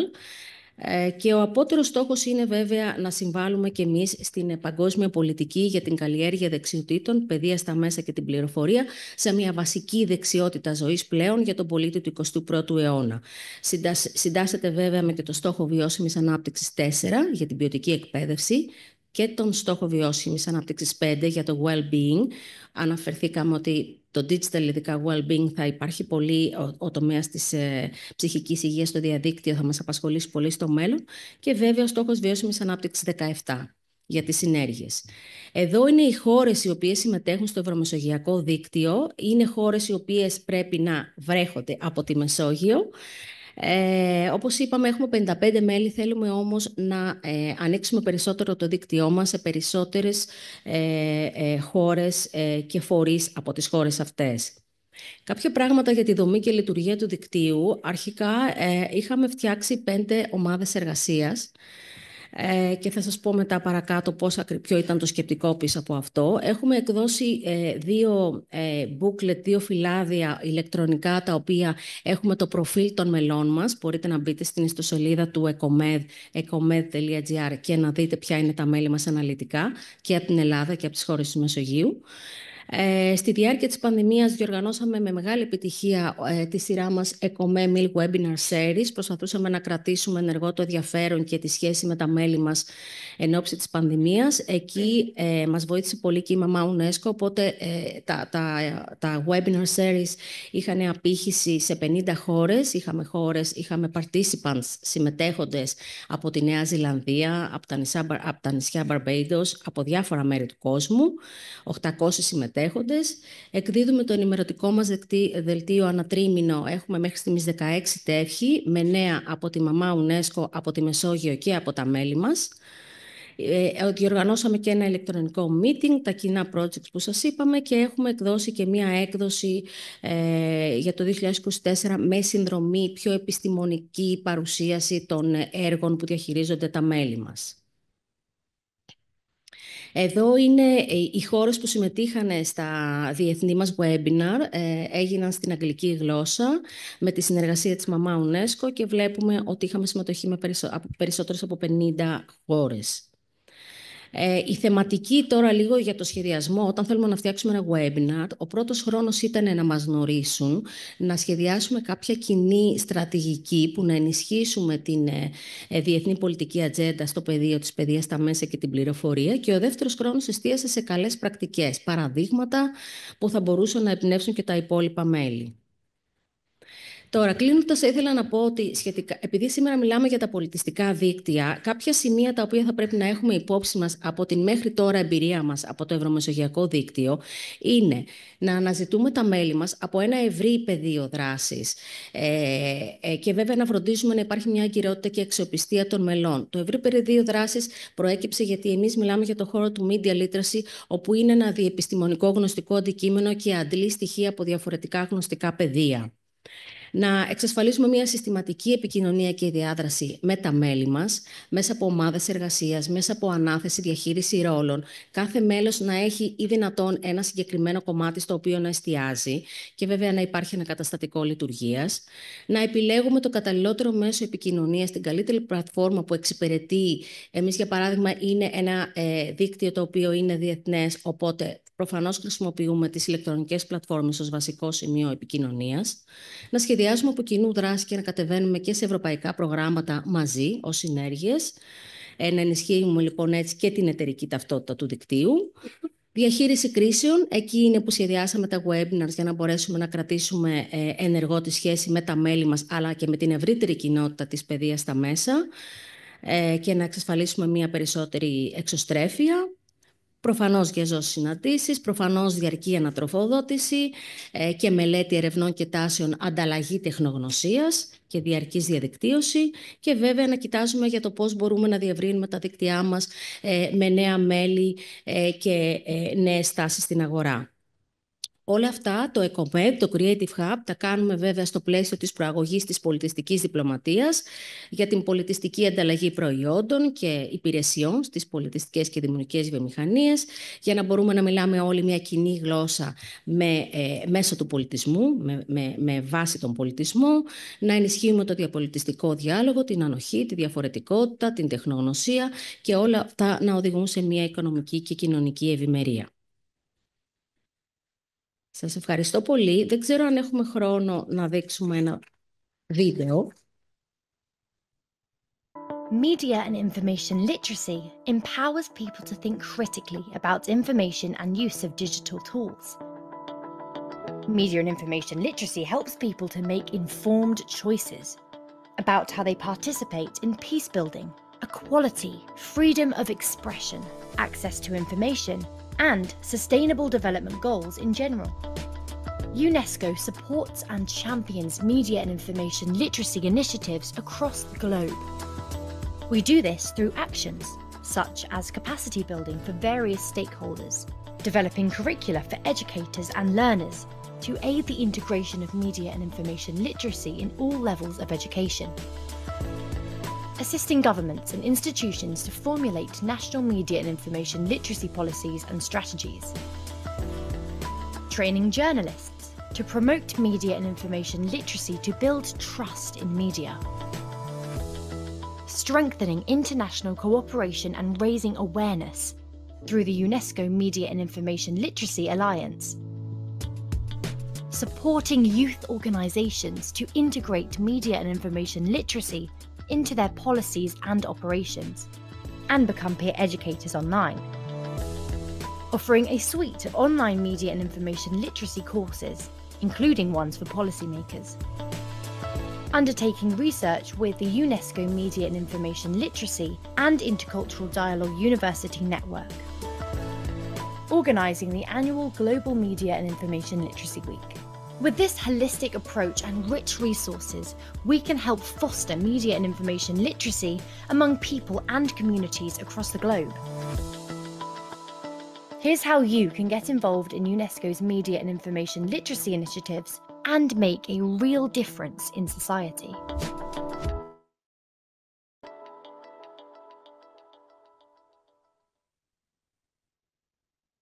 Το email μας είναι creativehubgr@ecomed.gr. Μπορείτε να έρθετε σε επαφή μαζί μας και να σας γνωρίσουμε περισσότερα περί του έργου που κάνει η UNESCO στον τομέα αυτό. Εντάξει. Ευχαριστώ. Ευχαριστώ πολύ για την πρόσκληση. Όπως είπα, εγώ δεν έχω ούτε παρουσίαση ούτε βίντεο. Έχω μόνο 2 σελίδες που μπορώ να μιλάω ώρες για αυτές, αλλά θα προσπαθήσω να μιλήσω μόνο 5 λεπτά. Να συστηθώ, λέγομαι Κοσμάς Αναγνωστόπουλος. Είμαι συγκοινωνιολόγος πολεοδόμος. Πάντα το διευκρινίζω αυτό όταν μιλάω σε ανθρώπους του πολιτισμού, που τους σέβομαι και τους τιμώ.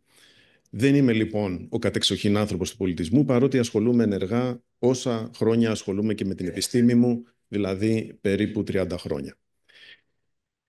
Το δίκτυο που καταρχάς εκπροσωπώ είναι το δίκτυο πόλεων Civinet, που το ίδρυσα το 2018 και είναι το εθνικό σκέλος του Ευρωπαϊκού Δικτύου Πόλεων Civitas και είναι ένα δίκτυο για τη βιώσιμη κινητικότητα. Στο πλαίσιο λοιπόν των αρχών και των στόχων του New European Bauhaus, Beautiful Sustainable Together, πριν 2 χρόνια αποφασίσαμε να ιδρύσουμε ένα δίκτυο πολιτισμού. Ένα δίκτυο πόλεων, δηλαδή ίδρυσε ένα δίκτυο πολιτισμού με μια πολύ συγκεκριμένη θεματική, την jazz και τον αυτοσχεδιασμό. Τον αυτοσχεδιασμό σε όλες τις μορφές τέχνης. Από το 2023 ιδρύσαμε το Jazz Solidarity Network ως αστική μη κερδοσκοπική εταιρεία, μαζί με τον Μάνθο Γιουρτζόγλου, το γνωστό ραδιοφωνικό παραγωγό της jazz, και από τότε έχουμε 270 καλλιτέχνες ως μέλη, περίπου το 80% της ελληνικής jazz σκηνής. Μιλάμε για μια πολύ σημαντική αντιπροσώπευση. Μέσα σε αυτούς είναι άντρες και γυναίκες, μουσικοί, αλλά όχι μόνο μουσικοί, είναι και πάρα πολλοί χορευτές, είναι εικαστικοί, είναι ποιητές, είναι κινηματογραφιστές. Στα 2 χρόνια που λειτουργούμε έχουμε καταφέρει να φέρουμε υλικά ωφέλη, οικονομικά ωφέλη σε πάνω από 100 μέλη μας και σε μερικά που δεν είναι μέλη μας. Εξ αρχής δημιουργήσαμε ιστοσελίδα, social media pages, newsletters, Spotify playlist για να ακούτε τη δουλειά των μελών μας, e-shop για να μπορούμε να πουλάμε τα καλλιτεχνικά έργα των μελών μας, πλατφόρμα crowdfunding για να μπορούν να κάνουν καμπάνιες για να αναπτύσσουν νέα έργα και τον τελευταίο χρόνο αναπτύξαμε με χρηματοδότηση του Υπουργείου Πολιτισμού την εμβληματική ψηφιακή πλατφόρμα The Greek Jazz Book. Το Greek Jazz Book είναι μια ψηφιακή πλατφόρμα crowdsourcing, δηλαδή που μπορεί να συλλέγει πρωτότυπες συνθέσεις των Ελλήνων jazz καλλιτεχνών με το να τις αναρτούν οι ίδιοι πάνω σε αυτή την πλατφόρμα και εμείς τις επιμελούμαστε. Επίσης, τι έχουμε κάνει? Έχουμε υποστηρίξει οικονομικά την παραγωγή 6 δισκογραφικών παραγωγών. Έχουμε διοργανώσει 16 jazz βραδιές σε δημόσιους και ιδιωτικούς χώρους πολιτισμού, εντός και εκτός Αθήνας. Έχουμε υλοποιήσει πρόσφατα 4 παραστάσεις στη Σεβίλη και έχουμε κάνει εξαγωγή δεκάδων CD στην Ιαπωνία. Το Μάιο που μας πέρασε διοργανώσαμε μια ημερίδα με τίτλο «Η βιωσιμότητα στο χώρο του πολιτισμού», που κάποιοι από εσάς ήσασταν και προσκεκλημένοι ομιλητές, στην Τεχνόπολη λοιπόν Αθηνών, και τα τελευταία 2 χρόνια έχουμε συνδιοργανώσει 4 κλιματικά φεστιβάλ. Θα ήθελα να είχαμε χρόνο να δείχναμε ένα βίντεο γι' αυτό, αλλά δεν είναι εφικτό. Τα φεστιβάλ αυτά τι είναι? Ότι πηγαίνουμε σε σχολεία, δημοτικά, γυμνάσια, ηλίκια και μαζί με εικαστικούς, μουσικούς και χορευτές κάνουμε διαδραστικές παρεμβάσεις στο δημόσιο χώρο εντός και εκτός σχολείου, μαζί με τους μαθητές, και παράγουμε έργα τέχνης που μεταδίδουν μηνύματα για την κλιματική κρίση, αλλά και για την οδική ασφάλεια, γιατί δημιουργούμε ένα τεράστιο street art σε κάθε σχολείο που είναι στην άσφαλτο, στο δρόμο, έξω από την είσοδο του σχολείου. Με αυτόν τον τρόπο μεταδίδουμε και το μήνυμα στους περαστικούς και στους οδηγούς να πηγαίνουν αργά, γιατί εκεί υπάρχουν παιδιά. Επίσης, έχουμε μπροστά μας στις 13 Φεβρουαρίου την πρώτη βραδιά κοινού αυτοσχεδιασμού μουσικών και χορευτών κορυφαίου επίπεδου στο Θέατρο Ροές, 13 Δευτέρου, σε συνεργασία με την ομάδα σύγχρονου χορού «Κι όμως κινείται». Τι έχουμε στον προγραμματισμό μας για το 25 και ίσως και το 26, και εκεί θέλω να δώσετε έμφαση, γιατί μας ενδιαφέρει πάρα πολύ η συνεργασία με άλλους πολιτιστικούς οργανισμούς, με άλλες μορφές τέχνης και με χώρους πολιτισμού και ιδιαίτερα με τα μουσεία. Πρώτον, θα προμηθευτούμε πολύ άμεσα όλο τον αναγκαίο τεχνικό εξοπλισμό, ηχητικό και φωτιστικό, για να μπορούμε να υλοποιούμε μέχρι και φεστιβάλ για κλειστούς και ανοιχτούς χώρους μέχρι 500 ατόμων. Σκοπεύουμε να ιδρύσουμε παράρτημα του οργανισμού μας στην Αίγινα και έτσι να αποκτήσουμε ένα artistic hub όπου θα μπορούμε να φιλοξενούμε καλλιτέχνες. Αναπτύσσουμε συνεργασίες με φεστιβάλ, διοργανώσεις και χώρους κατάλληλους για παραστάσεις σε εθνικό επίπεδο και υποβάλλουμε διαρκώς προτάσεις σε ευρωπαϊκά και εθνικά χρηματοδοτικά προγράμματα. Έχουμε αυτή την εμπειρία, την κουβαλάμε από το δίκτυο πόλεων, όπου είμαστε πάρα πολύ ενεργοί, ακόμα και σε πάρα πολύ δύσκολα προγράμματα όπως είναι τα Horizon. Αυτή τη στιγμή αναπτύσσουμε έμπρακτη συνεργασία και ξεκινάμε περιοδίες στην Ισπανία, όπως αναφέρθηκα πριν, στην Ιταλία, στην Τουρκία, αλλά και εκτός Ευρωπαϊκής Ένωσης, στην Ινδονησία. Θα έχουμε ισχυρή παρουσία φέτος στο Διεθνές Φεστιβάλ Jazz Showcases που λέγεται Jazz Ahead και γίνεται στη Βρέμη, με showcase του Ανδρέας Πολυζογόπουλος Τρίο.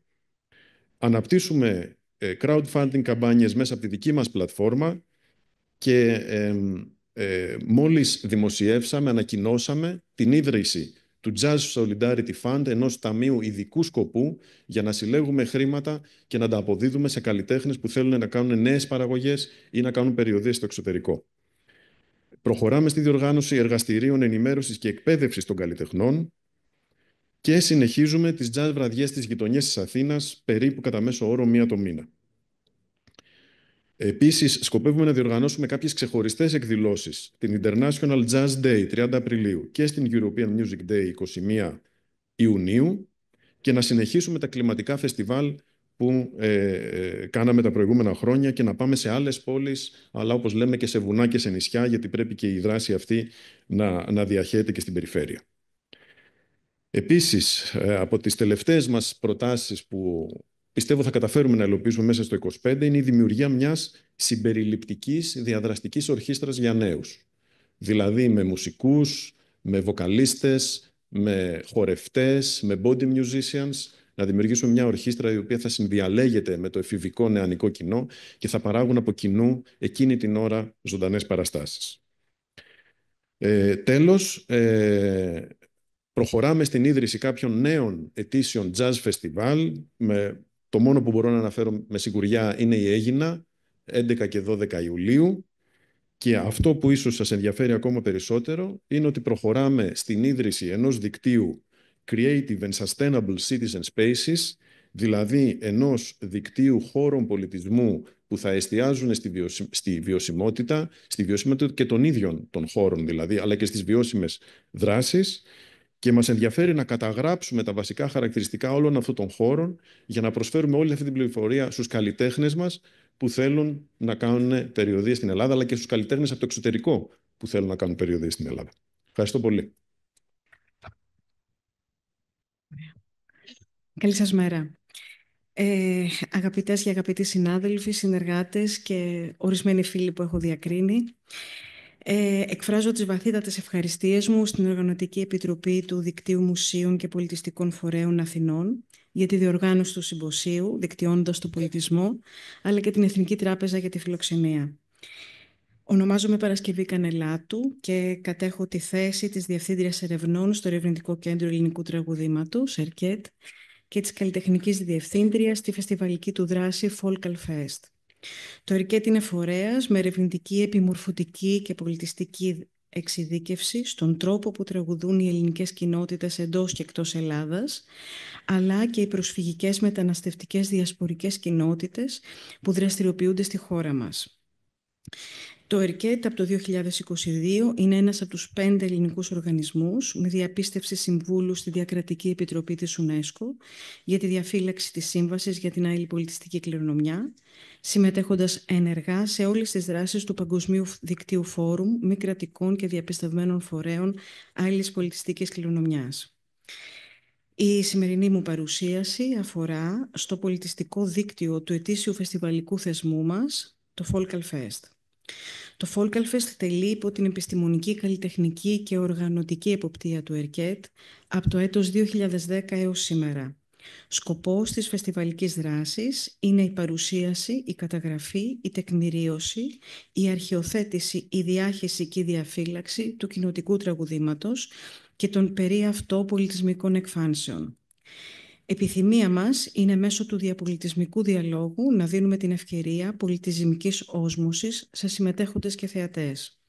Παράλληλα, στοχεύουμε να παρουσιάζεται και να γίνεται στο μέγιστο δυνατό βαθμό κατανοητή και σεβαστή η ποικιλομορφία του κοινοτικού τραγουδιστικού και μουσικοχορευτικού πολιτισμού στην Ελλάδα, αλλά και σημασία του ως τρόπου επικοινωνίας, έκφρασης και ψυχαγωγίας.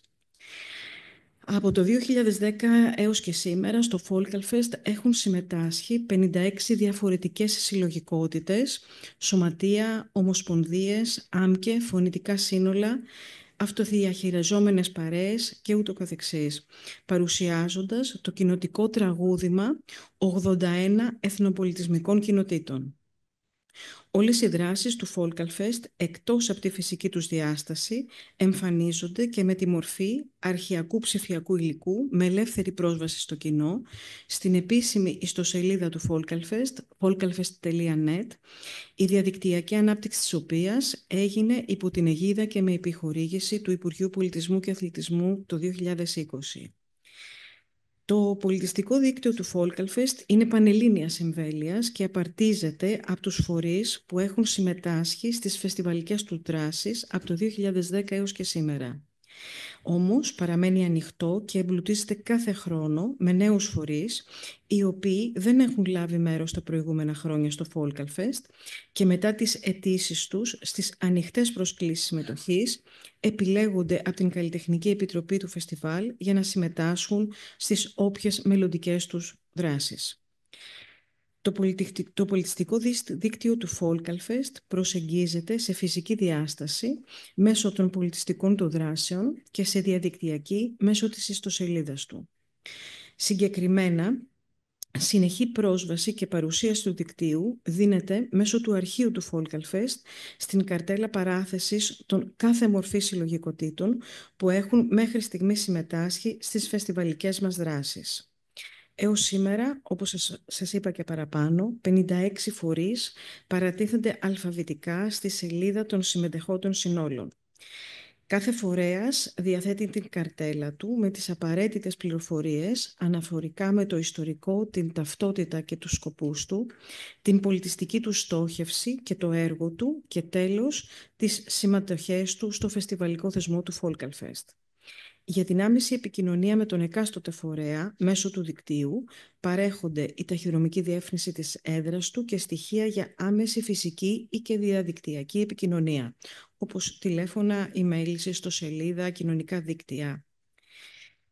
Σκοπός μας ως ΕΡΚΕΤ, μέσω του εποπτευόμενου και διαχειριζόμενου από πλευράς μας πολιτιστικού δικτύου του Folkalfest, είναι αρχικά η προβολή και η διασύνδεση των φορέων μελών που συμμετέχουν στις φεστιβαλικές μας δράσεις και εν συνεχεία η ευρύτερη δυνατή φυσική και διαδικτυακή γνωστοποίηση και διάχυση του παραγόμενου πολιτιστικού τους έργου.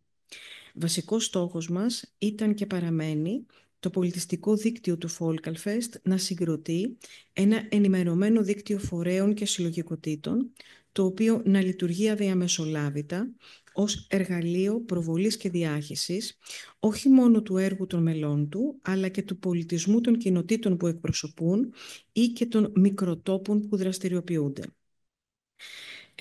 Κλείνοντας, και σεβόμενοι το 5 λεπτό μας, είσαστε όλοι καλεσμένοι μας στο 13ο Folkalfest, γλυντικά δρόμενα, βίωμα και επιτέλεση, στον Αμφιθέατρο Μίκης Θεοδωράκης, στο Δημαρχείο Παπάγου Χολαργού, το Σαββατοκύριακο 15 με 16 Φεβρουαρίου, όπως πάντα με ελεύθερη είσοδος. Το 13ο Folkalfest είναι υπό την αιγίδα και με επιχορήγηση του Υπουργείου Πολιτισμού και του Δήμου Παπάγου Χολαργού. Σας ευχαριστώ θερμά για την προσοχή σας και όλοι μας στο Folkalfest, διοργανωτές, συμμετέχοντες και συντελεστές, ευχόμαστε να γνωριζόμαστε και να συνυπάρχουμε δημιουργικά μέσω των δράσεών μας.